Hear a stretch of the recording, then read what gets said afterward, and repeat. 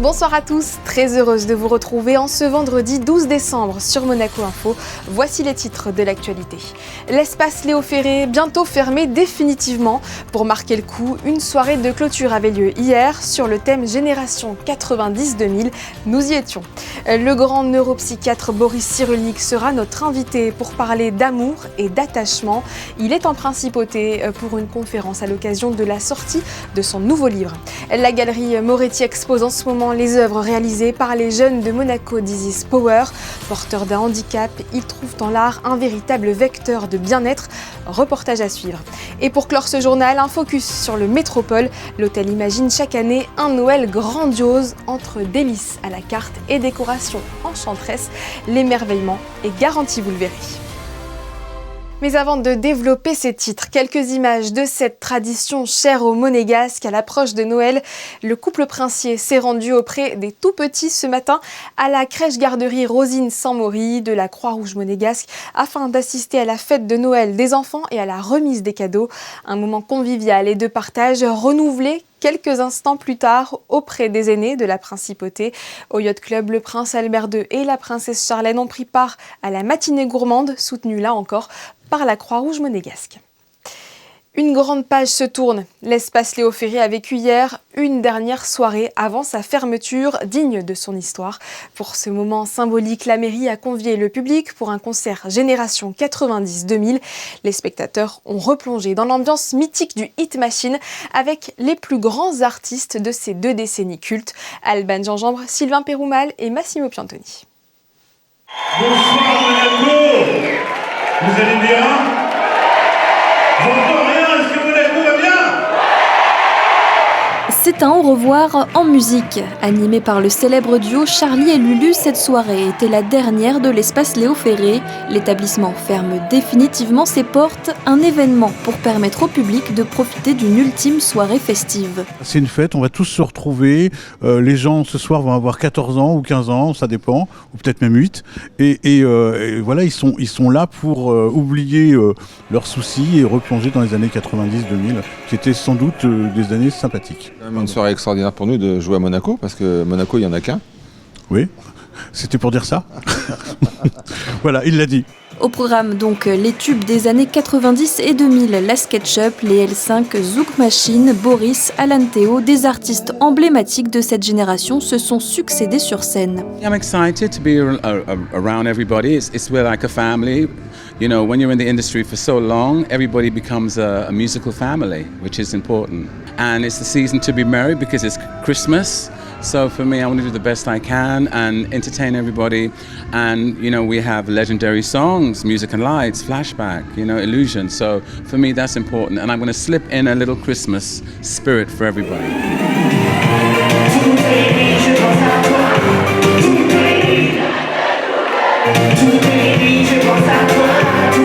Une dernière soirée réussie pour l'espace Léo Ferré qui sera relocalisé sur l'île aux Pasteurs en mars prochain sous le nom de Live by Léo Ferré. Dans un autre lieu emblématique de la culture, au Grimaldi Forum, Boris Cyrulnik a donné une conférence autour d'un thème universel, l'amour.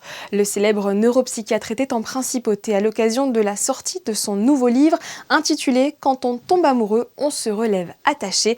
Nous l'avons rencontré. Bonsoir.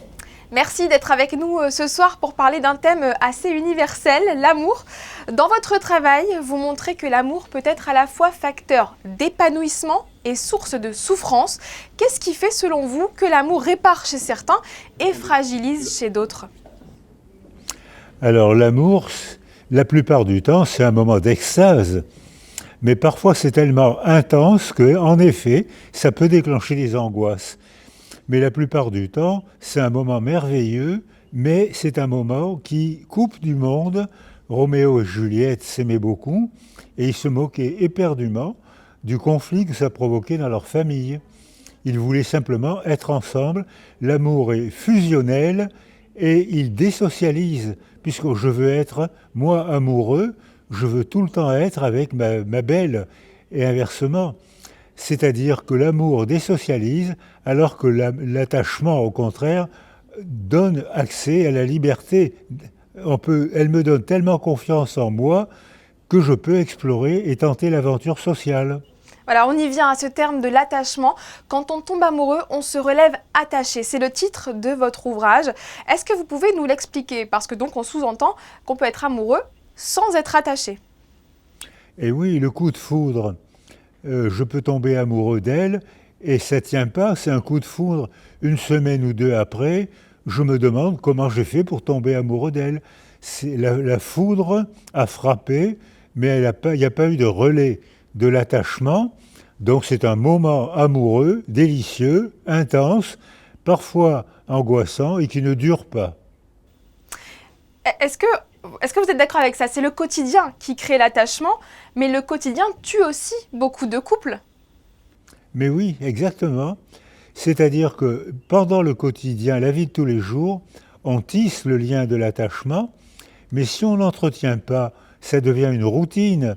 Et la routine engourdit l'amour, en effet. C'est pour ça que pour tisser le lien de l'attachement, il faut créer des événements. Alors c'est des événements quotidiens, c'est une intention. Je sais qu'elle aime le jus d'orange à son petit déjeuner, donc je vais chercher des oranges tous les matins. Et ça tisse le lien d'attachement et ça empêche même l'habituation, l'engourdissement. Vous l'avez dit, l'amour, ça peut nous couper des autres. Vous faites le lien aussi entre amour et pathologie. C'est une pathologie de tomber amoureux? Ah, oui, clairement, c'est le plus joli moment pathologique d'un être humain normal. Donc le coup de foudre, ça existe, hein, vous l'avez dit tout à l'heure, c'est prouvé. Qu'est-ce qu'il se passe dans notre corps, dans notre cerveau à ce moment-là? Alors les circuits de neurones sont totalement différents. Au moment amoureux, c'est ce qu'on appelle la zone de la récompense qui passe au rouge, qui sécrète des substances de l'amour, du bien-être, qui sécrète l'oxytocine, l'hormone de l'attachement, qui sécrète la dopamine, le plaisir de bouger, qui sécrète la sérotonine, le plaisir de se sentir bien. Alors, et on voit que le faisceau de la punition qui est complètement éteint. Et on ne tombe pas amoureux par hasard, hein. C'est un lien avec l'enfance, vous dites? Alors on ne tombe pas amoureux par hasard parce que les enfants qui ont été isolés sensoriellement de manière précoce et durable ont des atrophies cérébrales qu'on voit maintenant en neuroimagerie, qu'on voit sans aucune difficulté. Et ces enfants n'ont pas appris à s'attacher ni à aimer. Le seul objet, quand il n'y a pas d'altérité, le seul objet, c'est eux-mêmes. Et c'est pour ça qu'il y a des angoisses et parfois des suicides à l'adolescence. Les adolescents qui se suicident ont pratiquement tous connu une période d'isolement sensoriel au cours des premiers mois de la vie. Une dernière question, Boris Cyrulnik. Notre monde aujourd'hui est marqué par l'individualisme et l'hyperconnexion. Comment est-ce qu'on aime, on s'attache à notre époque? Eh bien, c'est le problème. Vous venez de poser le problème, c'est-à-dire que quand on est hyper individu, on ne s'attache pas, puisqu'il n'y a pas d'altérité. Et quand on va trop vite, on ne prend pas le temps de tisser le lien d'attachement. Et quand on regarde trop les écrans sont des machines merveilleuses qui provoquent des communications stupéfiantes, mais qui altèrent terriblement la relation. Donc à consommer avec modération, encore une fois, les écrans, c'est ça? On en revient toujours là? Alors, à consommer avec modération pour les adultes, au-dessus de 3 heures, 4 heures par jour, il y a un risque de dépression qui est nettement augmenté. Et chez les enfants, interdire les écrans dans les petites années, jusqu'à l'âge de 3 ans, et faire peu d'écrans, suivi de paroles. On voit un film ou un dessin animé ensemble, mais après on en parle de façon à ce que l'enfant ne soit pas prisonnier des écrans, fasciné, médusé par les écrans. Eh bien, merci beaucoup, Boris Cyrulnik, pour ces derniers conseils. C'est moi qui vous dis merci.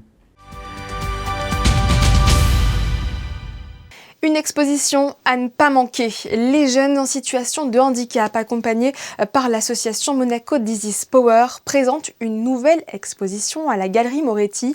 Elle s'intitule « Regard d'ailleurs, tribute to Turner ». Et comme son nom l'indique, elle s'inspire du travail du peintre britannique William Turner. Théo Schumer et Alexandra Paolini ont découvert tout cela sur place. Regardez. Fondée en 2007, l'association Monaco This Is Power organise de nombreuses activités socio-éducatives, parmi lesquelles la peinture, dont les œuvres de ses membres n'ont rien à envier aux plus grands artistes de ce monde. Pour preuve, il y a 4 ans, le marchand d'art Fabrizio Moretti en entend parler et après les avoir vus, tombe immédiatement sous leur charme. Il propose alors à l'association d'exposer les tableaux dans sa propre galerie, fruit désormais d'une collaboration qui s'est renouvelée jusqu'à aujourd'hui. È un grande piacere per me fare questa mostra di This Is Power. Questi ragazzi sono eccezionali, è tanti anni che noi ospitiamo le opere di questi ragazzi, bambini straordinari che attraverso le loro opere ci fanno capire che l'arte è veramente una cosa straordinaria. È un'energia che non ha età, che non ha sesso e che non ha problemi. Placée sous la présidence du prince Albert II, qui a fait l'honneur de sa présence à ce vernissage, l'exposition donne la part belle à des œuvres liées à une autre exposition, Turner, l'héritage, proposée au Grimaldi Forum à l'été 2024, qu'avaient découvert certains membres de l'association. Aujourd'hui, ce sont eux qui en sont les héritiers, et montrer que tout le monde peut s'emparer de l'art, c'est précisément le message de Monaco This Is Power qui s'illustre ici. Alors je ne vais pas vous dire que tout le monde est capable de faire ne serait-ce que les peintures que vous voyez sur les murs, mais en tous les cas, on peut arriver quand on trouve une sensibilité, une capacité, par exemple sur la peinture, un autre ça va être la poterie, un autre ça va être, je sais pas moi, l'écriture, certains arrivent à écrire, on arrive à créer des choses et à avoir des choses. L'exposition est à découvrir du 15 au 19 décembre à la Galerie Moretti. Certains tableaux sont même mis aux enchères pour contribuer à financer toutes les activités de l'association, dont cette exposition désormais annuelle. Nul doute que certains valent déjà de l'or. Un peu d'histoire à présent, le musée d'anthropologie proposait jeudi soir une conférence autour des ossements d'animaux. Ces restes squelettiques sont précieux, ils en disent long sur l'alimentation, l'élevage, l'artisanat ou encore les rites funéraires des sociétés anciennes. Je vous propose d'écouter l'une des 2 conférencières. Et l'objectif, c'est de faire un tour d'horizon de l'ensemble des techniques que l'on utilise en archéozoologie pour montrer comment on s'intéresse aux interactions humaines-animales sur le temps long pour les sociétés du passé. L'archéozoologie, c'est une discipline qui s'intéresse justement aux relations entre les sociétés humaines et les animaux sur le temps long à partir des vestiges fauniques retrouvés en contexte archéologique. Ces vestiges, ils sont de nature de type des ossements, des os, des dents, des coquilles, mais de temps en temps, on peut aussi s'intéresser aux tissus mous comme les chairs, les tendons, s'ils sont conservés. On a toujours cette image, quand on a des ossements devant nous, on les prend et on doit trouver l'identité des animaux qui sont présents sur les sites archéologiques. Et cette identité, c'est une identité biologique, mais c'est aussi une identité anthropologique. Pourquoi ils sont là? Comment ils ont vécu? Est-ce qu'ils sont en lien avec les humains? Qu'est-ce qu'ils racontent? Quelle est leur histoire? L'objectif, c'est de faire un peu un panorama de tous les outils qui sont à notre disposition et notamment les nouveaux outils empruntés à l'imagerie 3D et à l'intelligence artificielle. Et on va essayer de voir comment on s'intéresse à ces objets-là au travers de ces techniques. Des propos recueillis par Alexandra Pani et Lionel Bernardi. Depuis 1965, le Drama Group of Monaco présente des pièces de théâtre en anglais. La compagnie joue en ce moment aux variétés Aladdin, The Pantomime, une version festive et revisitée du célèbre conte à la lampe magique. Hier, une représentation était donnée devant les scolaires de la Principauté. Écoutons plusieurs membres de la troupe. Ils sont au micro de Frédéric Elion et Camille Caloni. C'est un super spectacle pour tout le monde. C'est en langue anglaise, mais comme le thème c'est un conte de fées, tout le monde peut comprendre. Et donc il y a le jeu des acteurs, il y a les danses, il y a la musique, il y a les lumières. Donc c'est vraiment un super spectacle pour toute la famille, à partir de 6 ans, quelque chose. Oui, c'est très interactif et là sur scène on a des jeunes, la plus jeune je pense qu'elle a 3 ans, presque 4, c'est ça. Et des autres jeunes, c'est tous les âges jusqu'à 16 ans, de tous les établissements de la Principauté et avec l'accord de l'Éducation nationale qui nous soutient et on remercie beaucoup. Et c'est avec un grand plaisir qu'on peut réunir tant de monde de tous les âges ensemble pour un moment de pure joie et d'entendre les rires d'enfants. C'est la meilleure récompense. Oui, j'ajouterais que le public en fait fait partie du spectacle et sans eux on n'est rien. Donc c'est super important en fait toute cette interaction et on sent même dans les chorégraphies, les acrobaties que ça nous porte, ça nous tire vers le haut, donc c'est génial. Toujours pour les familles, mais cette fois au Théâtre des Muses, une lumière pour Noël sera proposée dès demain. Une pièce poétique et fantaisiste de Véronique Balme qui revisite les symboles de Noël à travers le monde. Christina Petit-Homel et Marie-Ève Béé ont assisté aux répétitions. Au Théâtre des Muses, c'est l'effervescence des derniers jours avant une première. Nous avons assisté aux ultimes répétitions de la pièce Une lumière pour Noël, une création imaginée pour offrir en cette fin d'année un moment de douceur et d'émotion. C'est l'histoire d'un petit garçon qui ne fête pas de Noël, jamais. Donc il est très triste ce soir de Noël. Et ce soir-là, il y a la lumière de Noël qui brille dans le ciel et qui va attirer à elle des personnes dans différents endroits ou des objets, enfin voilà, qui vont se retrouver chez Petit Bout et qui vont donc lui permettre de fêter son Noël. Donc c'est plutôt cette espèce de solidarité. Ce sont les valeurs de Noël qu'on retrouve dans le conte. La solidarité, le partage, l'amour, toutes ces choses qui vont exister à travers ces personnages-là qui vont aller jusqu'à chez Petit Bout. Mais c'est un peu un hasard puisqu'ils ne se connaissent pas, ils ne viennent pas du tout du même endroit. On va partir en Russie avec Snegurotchka, on va aller en Islande, on va voir des lutins islandais, on va repartir en Allemagne, on va partir, voilà. Et puis on va un petit saut en Angleterre avec une marionnette un peu stupide qui a une marionnette à main qui s'appelle Chimon la Chauchette, qui a un grand succès auprès des enfants. Puis il y a des scènes très poétiques, des scènes tout à coup on regarde, vous voyez un peu le décor derrière moi, voilà, l'espèce de magie de Noël, on part là-dedans, il y a des chansons. Et puis il y a des scènes où les enfants vont plus participer, vont aider un personnage, vont essayer de eux-mêmes régler des problèmes et tout ça. Donc forcément ils s'amusent, il y a des scènes très drôles aussi. Donc on passe comme ça d'un truc à l'autre, mais vu qu'ils sont complètement dans un conte, moi je travaille comme si je racontais une histoire au bord du lit. Donc une fois qu'on est parti dans Il était une fois un petit garçon, et ben, on est tous ensemble et les enfants ils peuvent rester avec moi et on rêve ensemble. Une lumière pour Noël s'apprête donc à réunir petits et grands au Théâtre des Muses ce week-end puisque la pièce est ouverte aux enfants dès l'âge de 3 ans. Pensée comme un conte contemporain, cette pièce qui fait un carton en France depuis plus de 10 ans saura à coup sûr allumer cette petite étincelle d'espoir qui renaît chaque mois de décembre dans un univers à la fois intimiste et chaleureux. En attendant, que diriez-vous d'une pause gourmande ce week-end ? Amateurs de chocolat, ne passez pas à côté du Chocolate Time cet hiver. Proposé au lobby bar de l'hôtel Métropole, cette expérience mêle fondue, pâtisserie et autres douceurs maison. Bref, le chocolat se déguste sous toutes ses formes, même en cocktail. Théo Schumer, Massimo Piantoni et Clélia Renaud nous embarquent dans la magie des fêtes telle qu'elle est vécue dans cet établissement du Carré d'Or. Comme ses confrères, le Métropole Monte-Carlo prend part aux festivités de Noël avec une programmation qui promet un moment suspendu dans le temps. La magie commence dès l'entrée et nous emmène jusqu'en cuisine. C'est là que nous retrouvons Patrick Mesiano, le chef pâtissier de l'hôtel, qui va nous préparer la bûche du Métropole en collaboration avec la célèbre maison et le spa de l'établissement, Guerlain. Elle est partie sur l'idée d'un flacon de parfum. Et tous les parfums de la bûche, c'est des notes que nous retrouvons dans le parfum. Alors là, on a fait fondre du chocolat dulce. Alors c'est un chocolat qui est un peu biscuité, un petit peu ambré. Et on va en fait bien étaler notre chocolat dans notre moule à bûche. Ensuite, on a notre biscuit citron-miel, dans lequel je vais déposer notre marmelade d'agrumes. La marmelade est ensuite roulée et servira d'insert à la bûche. On récupère le moule dans lequel est disposée une mousse vanille tonka et sur laquelle est aussitôt déposé notre insert de marmelade recouvert d'une nouvelle couche de mousse.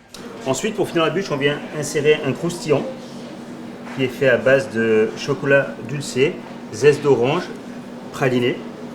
Et pour finir, on vient obstruer notre bûche avec un crémeux à la tonka. Donc une fois que notre bûche est passée au froid, donc on l'a démoulée comme ceci. Et là, on va venir parsemer de poudre cuivrée pour faire ressortir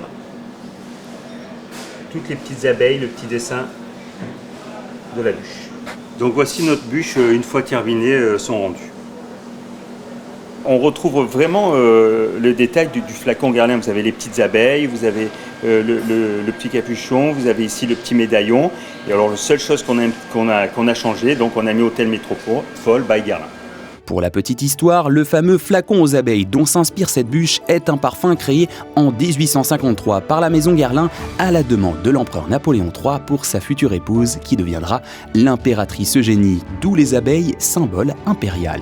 Direction maintenant le petit salon où sont servies les spécialités culinaires de Noël, parmi lesquelles le best-seller, la fondue au chocolat du Métropole. Pour les fêtes de Noël, on voulait proposer quelque chose de sympathique à notre clientèle. Donc on a eu l'idée de faire une fondue à chocolat, où ça permettrait d'avoir des fruits frais, de la guimauve, des sablés, des madeleines, tout ce qu'on peut retrouver pendant les fêtes de Noël. On fait tout simplement une sauce chocolat un petit peu épaisse, à base de chocolat grand cru, un peu de lait, un peu de crème, et après on mélange tout ça. Et donc le plus difficile, c'est de maintenir le chocolat à bonne température pour que quand on trempe les fruits ou les biscuits, ça nappe entièrement le fruit.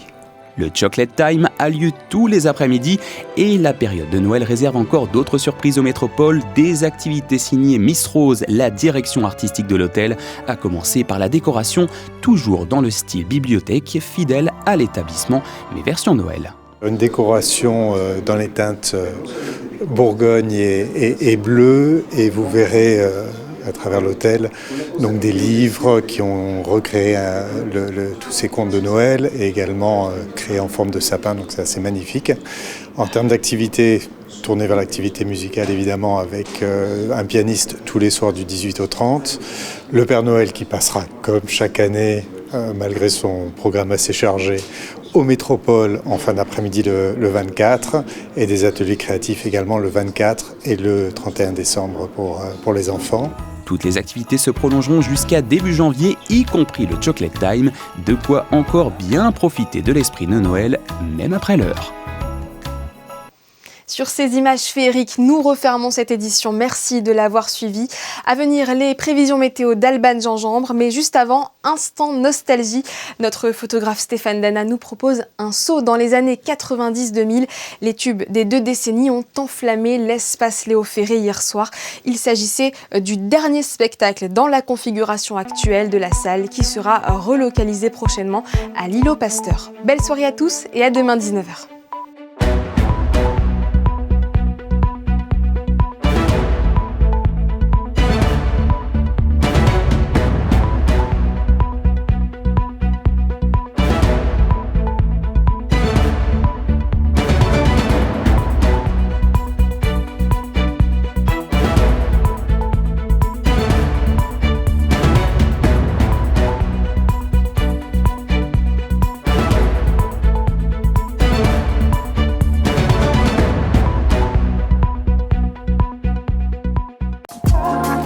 Le Maya Hôtel Courchevel 1850, nouveau boutique hôtel de Courchevel, vous présente la météo. Bonsoir à tous. Demain, c'est un grand ciel bleu qui nous attend en principauté. Pas un nuage ne viendra perturber ce début de week-end. Un soleil qui brille et qui réchauffe avec 9 degrés attendus le matin et jusqu'à 16 degrés l'après-midi. Ce samedi 13 décembre, nous fêtons les Lucies. Et puis pour terminer cette semaine avec un peu de légèreté, je vous annonce la journée internationale de la raclette demain. Alors même si la météo s'annonce ensoleillée, vous pouvez sortir l'appareil, l'occasion de déguster votre première raclette de l'année si ce n'est pas déjà fait. Le Maya Hôtel Courchevel 1850, nouveau boutique hôtel de Courchevel, vous a présenté la météo.